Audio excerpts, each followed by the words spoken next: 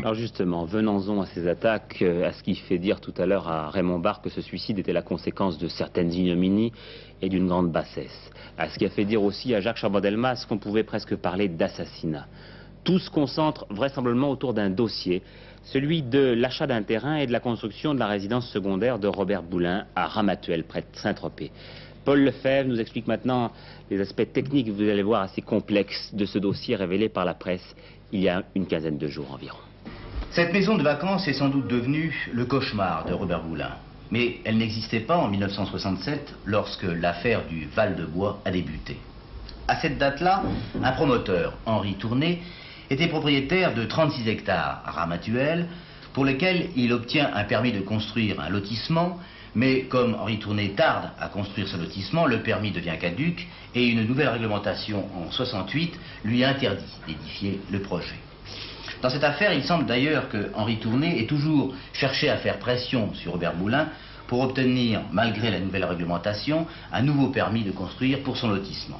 Toujours est-il qu'en janvier 73, Henri Tourné vend la plus grosse partie du terrain, soit une trentaine d'hectares, à 3 hommes d'affaires normands qui croyaient, disent-ils encore, qu'on pouvait toujours construire sur ce terrain, et eux-mêmes avaient un projet de lotissement.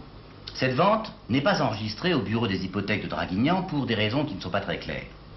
Mais dès ce moment-là, les 3 acheteurs normands se croient propriétaires du terrain, alors que Henri Tourné, prenant prétexte que cette vente n'a pas été enregistrée, revend une nouvelle fois le terrain à une société suisse, Olitour, dont on dit par ailleurs qu'il serait l'actionnaire majoritaire.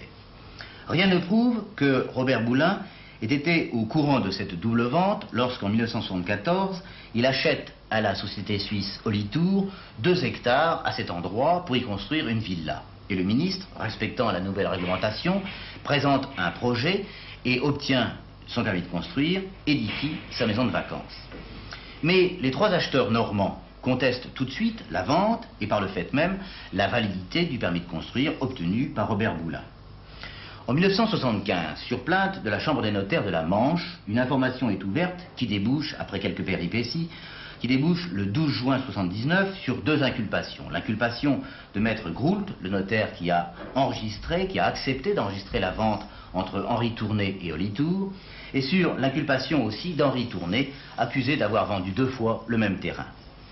C'est le notaire des acquéreurs qui m'a demandé, ainsi qu'un monsieur Breton, qui m'a demandé de revendre ces terrains qui avaient été vendus par acte non publié, qui m'a demandé de les revendre à une société Olitour parce qu'il pensait que cela pouvait régulariser l'opération.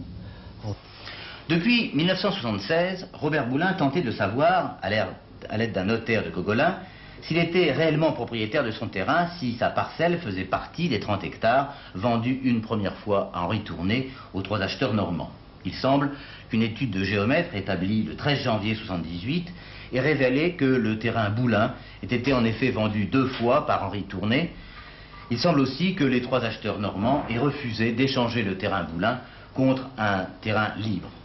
L'information, l'enquête en cours démontrera si l'ensemble de ces opérations avait été porté à la connaissance du ministre du Travail. Il s'en est en tout cas toujours défendu.